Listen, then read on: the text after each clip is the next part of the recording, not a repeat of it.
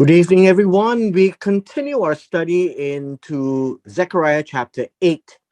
We finished chapter 7 yesterday, but this is a continuation of chapter 7. In chapter 7, God was rebuking and reminding through Zechariah what the nation is supposed to do. All these fasting and crying and abstinence is not what God wants. And he duly reminds through Zechariah to the people that it was because of their defiance, of not taking care of each other, of injustice, of violence, of not having kindness and compassion to each other, of oppressing the the widow, the fatherless, the heir, the needy, the poor. They're thinking evil against each other. Now, all these things are nothing to do, particularly with the fasting and crying or weeping with regards to the fourth month and the fifth month. And so it is important. The fourth month is 7 month.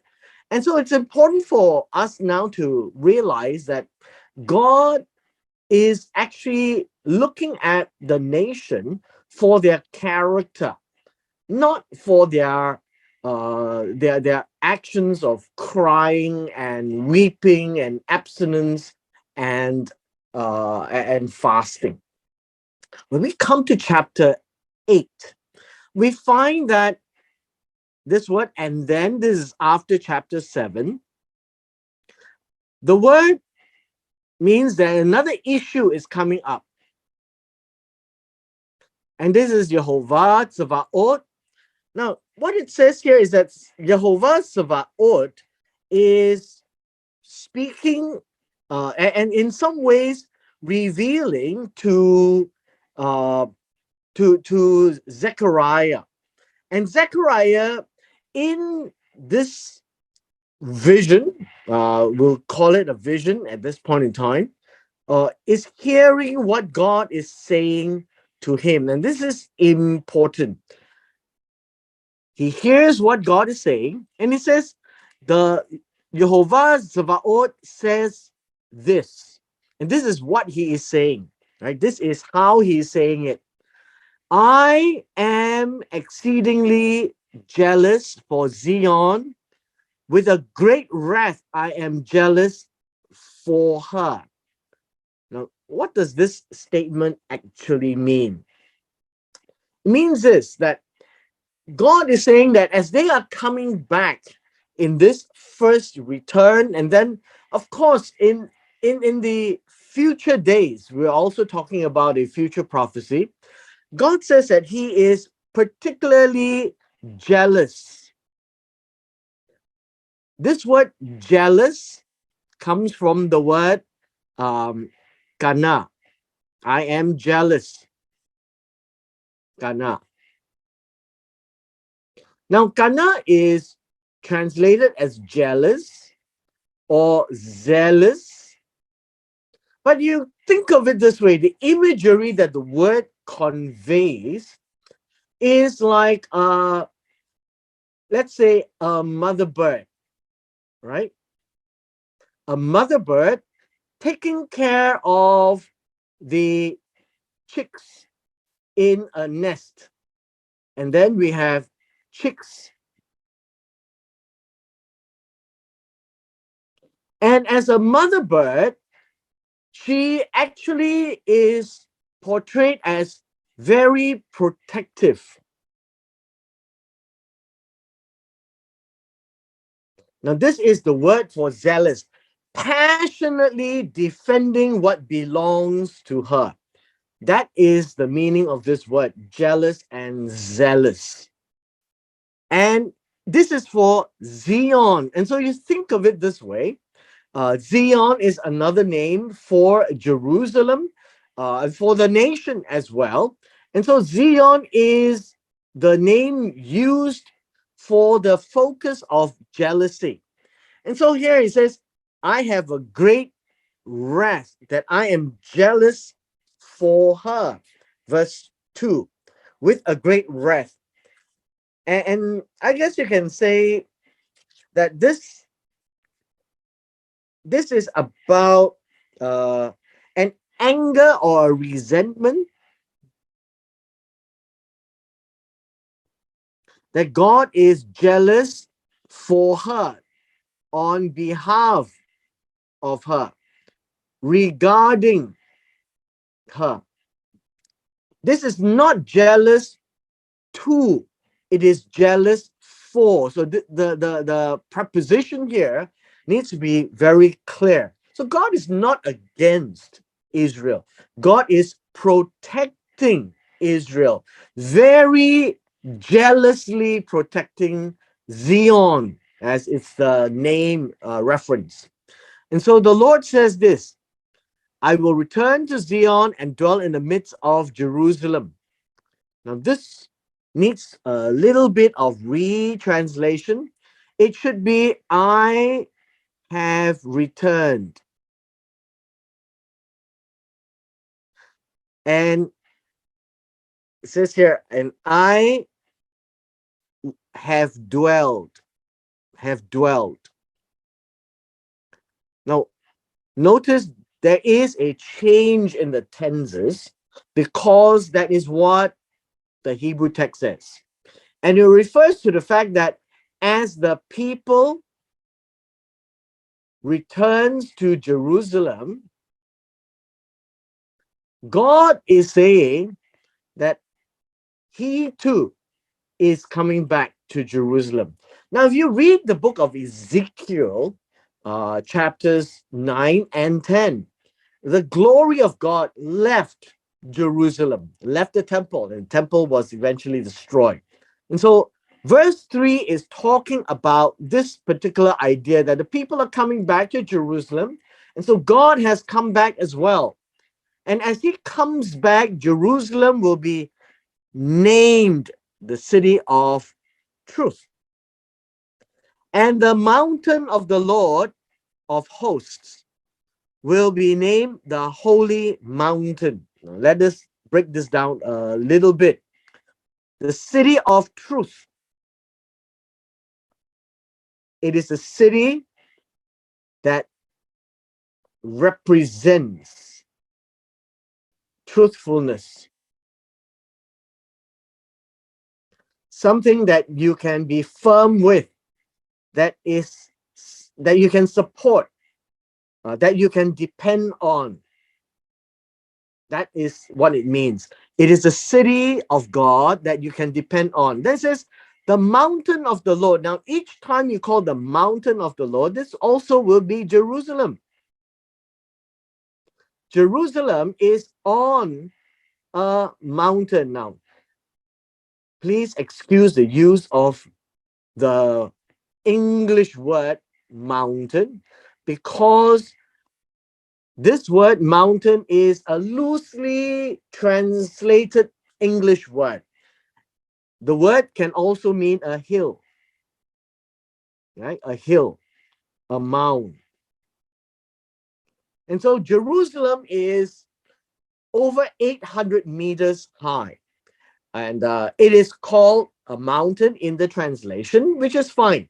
And so it is the mountain that belongs to God. This is what it means, that belongs to God. That is what this word means, of the, that belongs to. Then it's also called the holy mountain. Now, holy mountain doesn't mean sinless mountain. The word holy, as we see here, uh, this is Hakodesh, the holy. It is pronounced as Ha Kodesh. Basically means it is the special mountain of God. It is the sacred mountain of God. Now, what does this mean when we use the word holy? Is that this word literally means it's different from all other mountains. This mountain of God is special because there is the presence of God there. And so the temple is being built there. And that's why it's called sacred, because God is there. So he says, I have returned to Zion. And so he will reside in the temple. Verse 3 is really telling Zechariah to remind the people that he will be there as the temple is rebuilt and the city will be important. And so would the hill called Jerusalem be special again. Now, that is the reverting back to the time before the exile. In verse 4, then it says, well, there's another statement that is being said by God. Now, we are not told whether this is in a sequence or they are not in a sequence. So let me just put a point here. In terms of sequence, we are not told.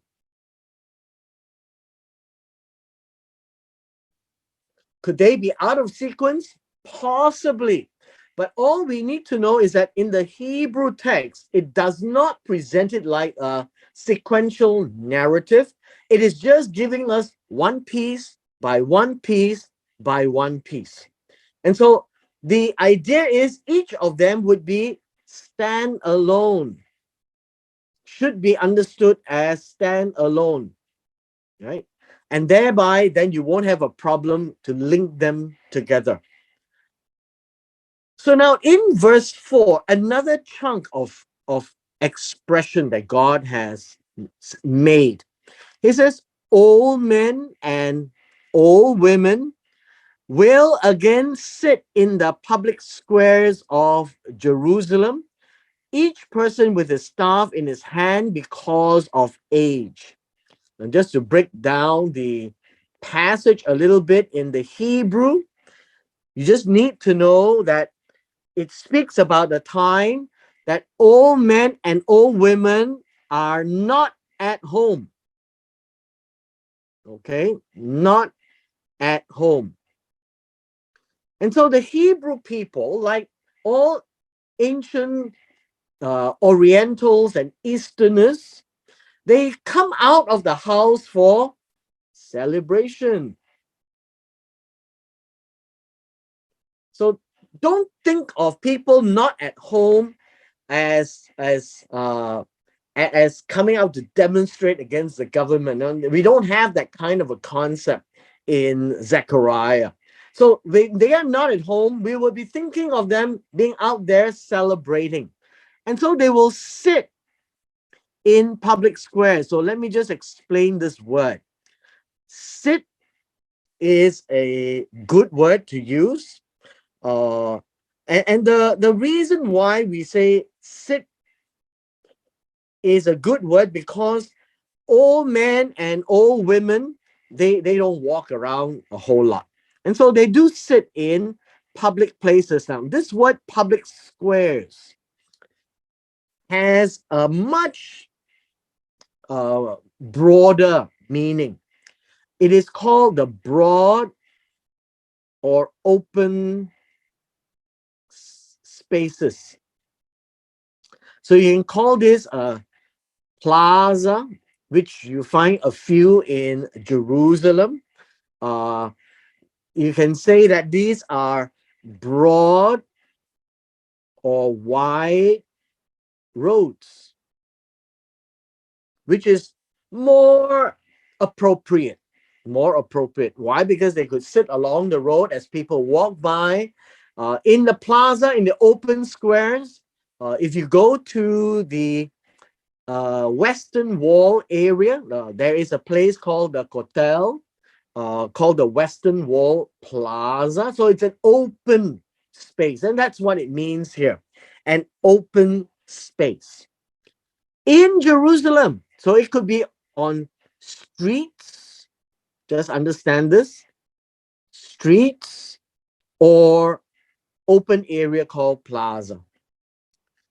And then, and the public squares, then again, this is the same meaning. And the streets themselves, the broad streets of the city, What city? The city of Jerusalem. They will be filled.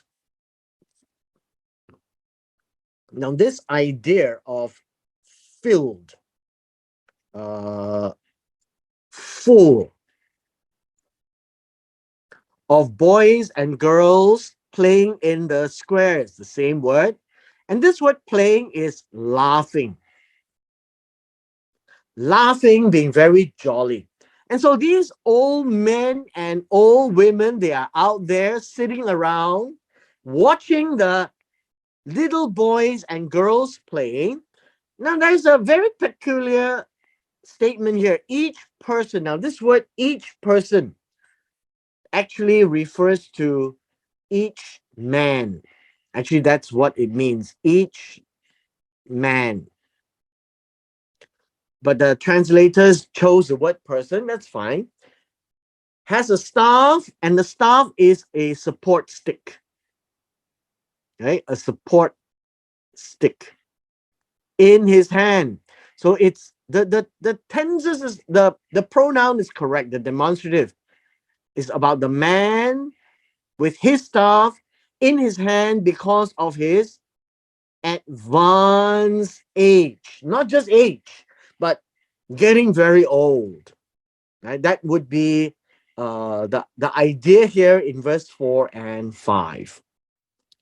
We come to verse 6, another block of statements that God is making. And so, as I mentioned, they are not in sequence, but they are treated as a standalone and a complete utterance or speech that God is saying. So here it says, the Lord of army, or the Lord of hosts, or the masters of legion, or Jehovah Tzevaot, he is saying this.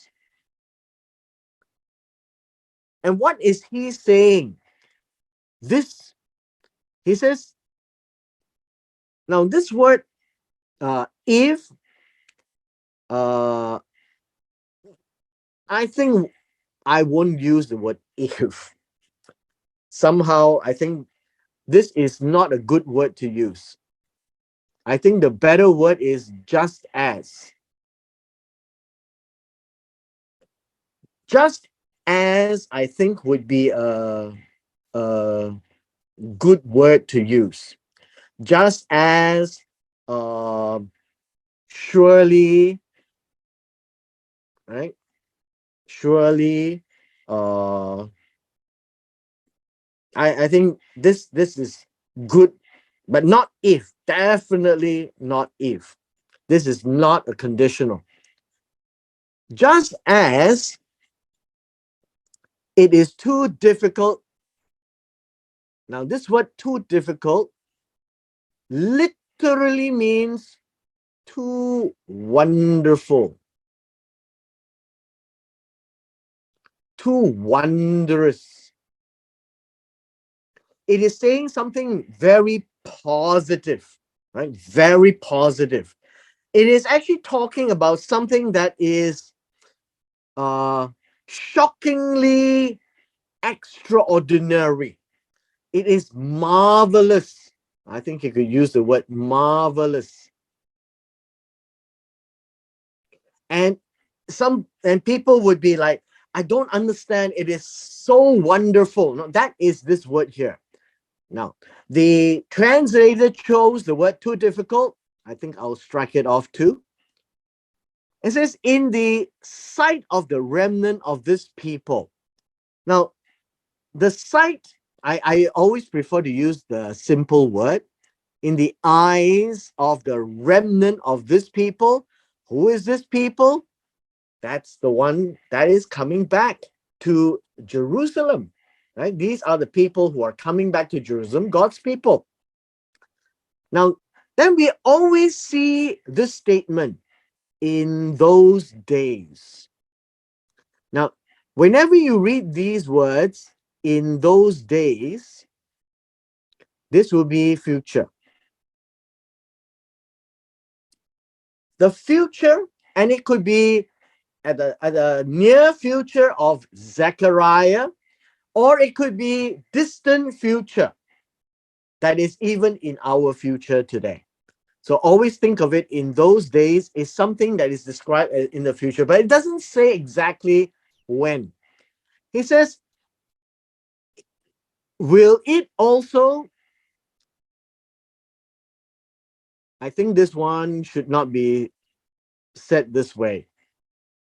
So it will also be, and so this word too difficult, I would also strike out. It should be read as too wonderful. It's the same word. It's the same word. In my eyes. And there is no question mark. Now, what does that mean? It means that when the remnant, so notice, not everyone of Israel is going to come back. And so you need to understand the importance of this word remnant. The idea of remnant would be the faithful few. I would call them this. This is the remnant. The remnant is it's a good word actually. The few. Now, few doesn't mean just a handful of people. Few means not the majority, the minority. The minority will return. And we read in the book of Ezra and the book of Nehemiah, as the temple was rebuilt, which we call the second temple under Zerubbabel, very few people came back. And so you find that it is something that we can see in the future of Zechariah, but it will also be in the distant future. Not all Jews or the 12 tribes will come back, but the faithful few. I think that would be a good word to use. The faithful few would be the remnant of this people. And this is what God is uttering, declaring. I think this is also a good word. That is what's going to happen, right?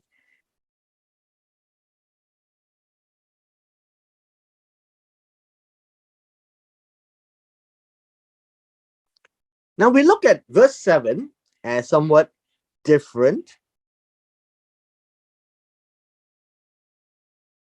And 7 and 8 is in one chunk as well. So 7 and 8 says this, the Lord of the army says this, look, look. Now in the Hebrew, we have actually another word. It says, I am going to save my people from the land of the east and from the land of the west. This word here, I am going to save, has another word that's missing. It's called I. And it's right here. It says this, the Lord of the armies or the Lord of hosts says this, behold, I am going to save. Now, this is not the word save as in saving from a war, but this word here comes from the word Moshiach. Okay, let me just put it down here so that you can see. Moshiach. Moshiach gives us the word Mashiach, which we have the translation as Messiah. But Moshiach is a verb, right? In this verb, this particular verb talks about liberating, setting free, giving freedom. All these are good words.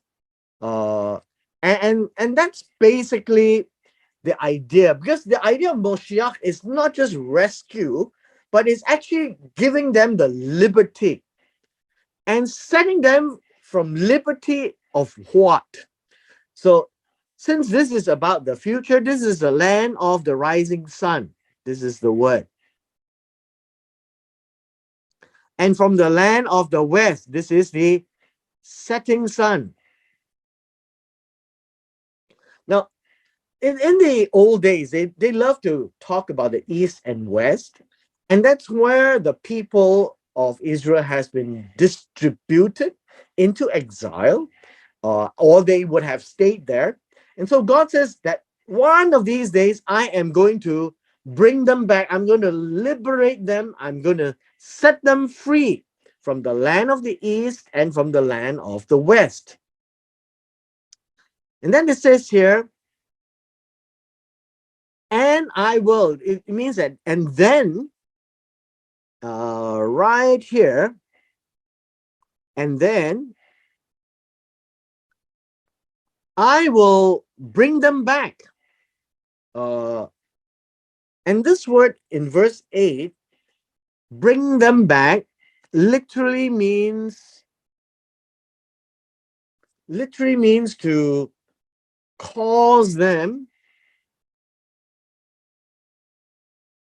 to return. So this is the word.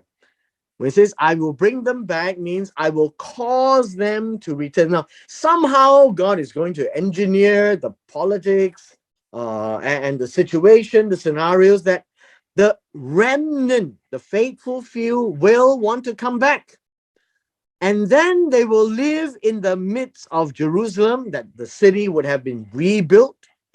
And then they shall be my people, and I will be their God in truth and righteousness. Now, this idea also comes from the book of Hosea. At the end of the book of Hosea, God also talks to the house of Israel.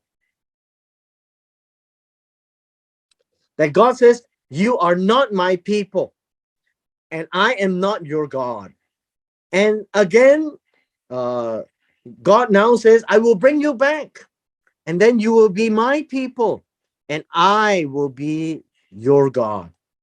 And in truth and justice, in truthfulness, in faithfulness, and in righteousness. So, what does this mean? This is really pointing to the fact of the ingathering of the 12 tribes in the future. At the time of Zechariah and the time of Ezra and Nehemiah, only the house of Judah came back, and only a few of them, and they would be from Judah, from Benjamin, and from Levi or Levi. But the rest of the tribes would slowly trickle in. And where they are now, we really don't know. And many of them don't even know that what tribe they are right now. But God says this, and this is a prophecy of God. It says, I will gather them. I will cause them to return. How? It's not stated here.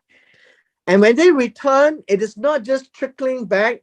They will come back and dwell in the midst of Jerusalem, which means that Jerusalem will be a well-recognized place for them.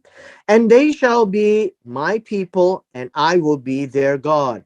This is a very, very important uh, aspect that they should understand. When we see this as Hosea, this would be Hosea chapter 1, verses 10 and 11. And it reads this way. He says there, yet the number of the children of Israel, and this would be the house of Israel, shall be as the sand of the sea, which cannot be measured or numbered. And it shall come to pass in the place where it was said to them, you are not my people. So you are not my people.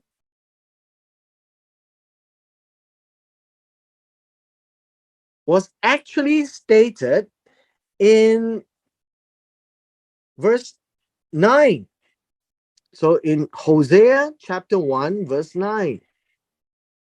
And then Hosea chapter 1, verse 10 already says that where it says, you're not my people, then it shall be said to them, you are sons of the living God.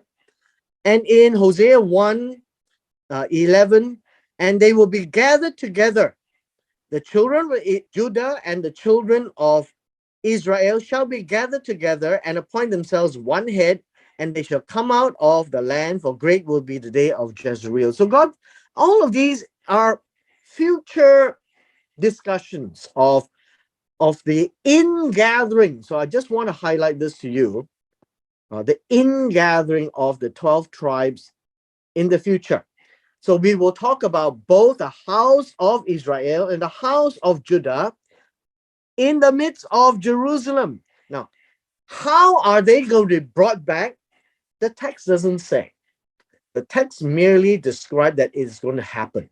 Now, of course, at that point in time, even in Zechariah's time, nobody thought that it would be possible. But in 1948, when the state of Israel was restored, well, it is beginning to see the possibility of the ingathering. But the question would be, how would they recognize who are the tribes? We also don't know. But God says that it will happen. And so as a prophecy that we're reading in Zechariah 8:8, that's practically what is going to be understood. Now with this, we will come to the end of our section on chapter 8 today, and we will deal more with the rest of the chapters next Monday.